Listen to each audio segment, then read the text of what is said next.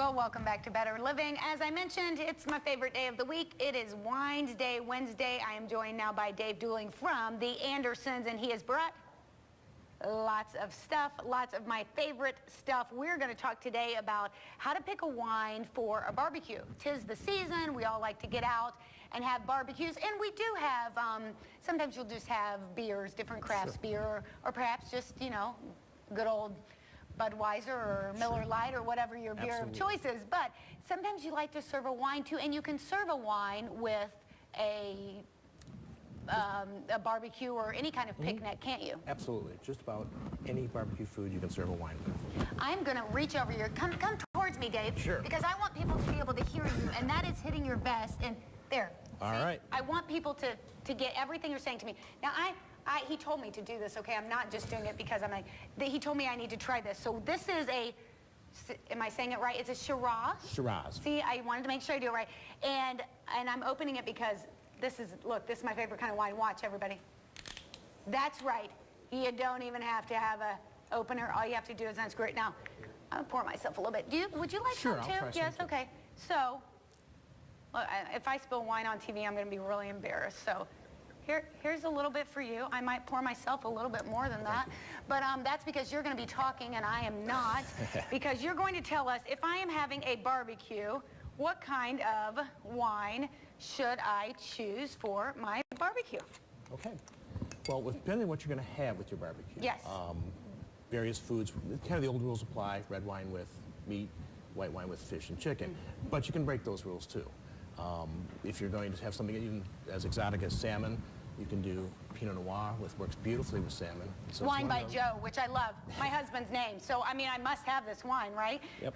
So it works with salmon. It breaks that rule of red wine with fish, but it works. If you want to have a lighter fish, say you're going to go with trout or something, you could go with the Sauvignon Blanc, the Pinot Gris, which this one happens to be from New Zealand, and it's beautiful round. They work great with that fish. It's not sweet. None of these wines are really sweet here today, but they work great with food that way. If you're going to have chicken, we like this particularly with chicken, especially if you have some vegetables. Sometimes it's almost more important what you're having with the main course on the grill as to what your actual main meat is. So this works great. It's got a lot of herbal, vegetable flavors that work great with grilled chicken and grilled. Now, I was half joking, half not joking about being able to, you know, screw the top off. Okay, give me, again, what's the official name for these? Those are called Stelvin closures. Stelvin closures, that's it. Closure. I say screw tops because, well, that's just the Kentucky coming right out of me. But that doesn't mean, that's actually an okay thing. It is. You know, it used to be kind of, well, that's a cheap wine.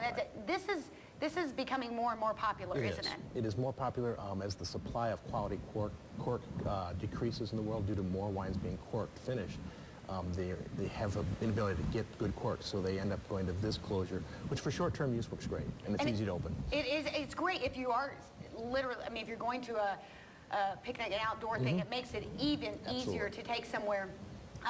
Now, if I'm taking a white wine, okay to put it in a cooler? Is that, Absolutely. I mean, is that kosher? Does it make me look, again, I'm going to go back to the Kentucky thing. Does it make me look like the hillbilly that I am? It's a barbecue. You should keep them cold. They should be served at the proper temperature. You want these cool out of your refrigerator. Not too cold, not in ice, because that will get them too cold, and all you'll get is certain amounts of flavor and not a lot of the good flavors. You'll just get the alcohol and some of the less desirable flavors of it. So you want to use it at cool temperature and keep them cool throughout. That's why you serve them in a little bit smaller glass than a red wine glass. You would use a slightly smaller glass for whites. What about, I mean, I'm a little scared of myself to take glassware to an outdoor, even at my own home. I mean, I'm a little nervous about that. What can I serve it in? You can serve it in regular old tumblers would be just fine for an informal event. You could use, they make a wine tumbler that has a flat bottom. It looks like the bowl of this with a flat bottom. That works. They also have plastic stemware for use on boats and other things. So those are all perfectly appropriate. Now, I have found that I actually sometimes like, depending what kind of mood I'm in, and I don't mean just bad mood. I mean, you know, what kind of drink mood I'm in. That I kind of sometimes like my red wine chilled. Is it okay to serve red wine on ice? It is okay and proper, especially if it's warm outside. Okay. I was at an event and the winemakers had red wine stuck in ice, and I asked them why were they doing that, and they said, this wine, if it gets warm, you will just get alcohol off of it. It won't show properly. So they actually iced them down before they served them. So, and especially when you're outside, especially the lighter body stuff, the Pinot Noir, that can definitely be cool if it's going to be really warm where you're serving it. It'll help it out quite a bit. And then if I don't want, I should chill the white wine, and then just if I put it in the cooler, that will keep it at the temperature without the ice. I mean, so it still keeps it at that chilled temperature then. Now, what about the beer? Like you brought this IPA, and I know the IPAs are kind of set it there so we can get a shot of that. Move my tea. Who needs tea when I've got wine? Are you kidding me? IPA is kind of a trendy craft beer. Those obviously would be great to take to a barbecue. Yeah, and they're good with food too. That's the nice thing. They have enough hops and enough bitterness that counteracts them the food and prepare very well. They also do very well with tomatoey. I love them with, I'll have that with a pasta, believe it or not. It works great with salad. Anything, again, with that herbal, vegetable kind of characters to it, they work great with that. Excellent. Well, you can find out everything you need to know about wine, about the beers, anything you need for your barbecue or any other event like that graduation party that I have this weekend. Of course, at the Andersons, they know everything. Dave doesn't know this, but I am keeping my wine for the rest of the show. He is stuck here until we are done. And you can find out weekly wine tastings, too. They have them every week at the store. All you have to do is check out their website for more information. We'll be right back on Better Living.